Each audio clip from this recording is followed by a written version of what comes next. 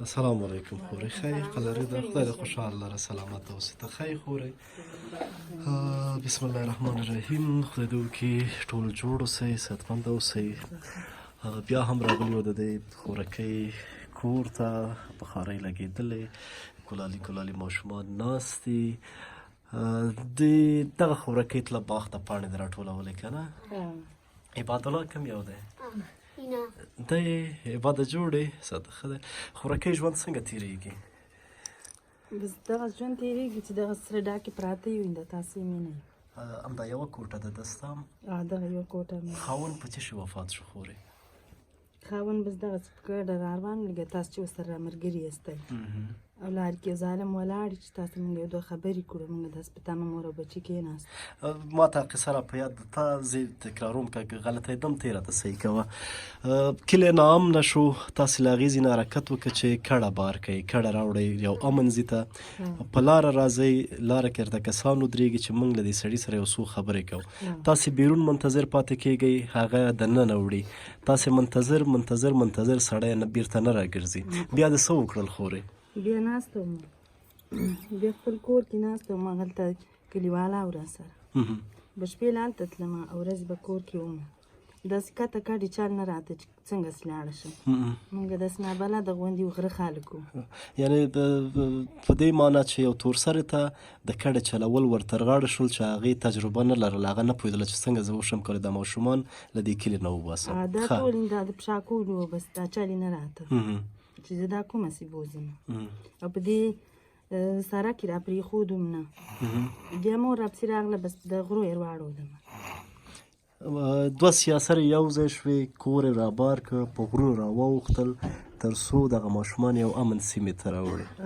همداسې و دلته له کومو مشکلاتو سره مخ شو خورې چې تازه راغلی دا دلته هم نابلده وې دا ځای درته چا وښودو چا درته پیدا کړه دلته مې ورور سره ومه بیا ورې درېیم بلا کې یو 3 کاله مې هغه سره وواته هغه به کور په کریا ونیو زه به ورسره وم بیا چې هغه ځینه راغه شو دلته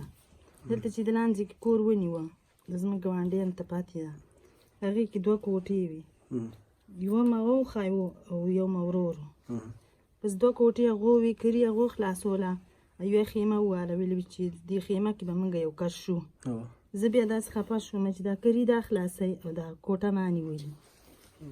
دا به څنګه شي زموږ د خورکۍ د غیرت نښې ته ګوره چې یعنې د سکه ورور دی و که نه د سکه ورور کور ته راغله کرایه ورور ورکوله دا په کوټه کې وه ورور یې ښه سړی و خپله خیمې ته لاړ خو د خور په زړه دا نه ځایېدله چې ورور د په خیمه کې کرایه هغه ورکوي او زه دې په کوټه کې اوسم بیا د څه وکړل خورې بیا مې یوه غوا راوستلې وه بس دروغ نه شم ویلی بال هغه غوا مې خرڅه کړه هغې باندې مې بچي ساتل واښه مې راوړه مور مې راسره تله او زه به هم تلمه دغه جنکۍ دواړه مې راسره تلې هغې پی مې هم خرڅوله شوده مې هم خرڅوله خوشیان مې هم خرڅوله زما ګزاره په شوه هېڅ مې بس مجبوره شوم بیا مې غوا خرڅه کړه دا کوټه مې پوه کړه دا کوټه تا ته د غوا په قیمت یعنې که کله چې د غوا خرڅه کړه د غوا نه خو تا شوده خرڅول ماسه د خرڅول هغه عاید په تا بند شو تر څو د صرف سرپناه دې پیدا کړه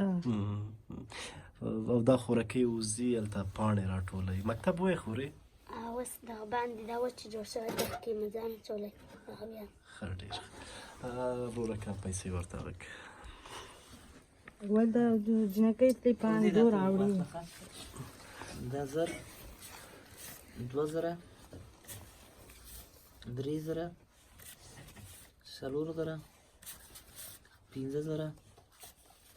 6000 7000 8000 8000 8200 8250 8200 افغانۍ خورکۍ دا به د هغه لومړني کوم ضرورتونه چې دي هغه به پرې رفع کوې انشاءالله کوشش کوو چې وخت په وخت تاسې ته رسېدګي الله دې ستاسې ایمان نصیب کړه والله ستاسې تنګ ځای کې په کار کاندي چې تاسې سره زموږ غم دی الله د خپل بچي د یتیمۍ غږ مې ستاسې وساتي د ټولو د خدای وساتي والله د ټولو پاک جمله دغه که د مو مسلمانانو اجر درکړه چې تاسې په دې ځای له موږ نه راغلي ستې موږ اینده ناخبره اوس ډوډۍ ته سره ناست وو او تاسې سره چې زموږ غم دی الله هم د خپلو یتیمۍ غاږ نه ستاسې بچي وساتي ولاړه ډېره مرخامه تا سره د چا چې د هغې ته دعاګانې کوه موږ د بیخي لکه ورونه بیخي د خدمتګاران ښه وخت خوره کې بیا د انشاءالله پوښتنه کوو د ډوډۍ تیاره ده مننه او ډوډۍ تیاره ده خدای دې درنه لره خدای دې با عزته لره خورې روغه جوړه اوسې خدای دې مل شه تاسو سره خدای پامان خدای پامان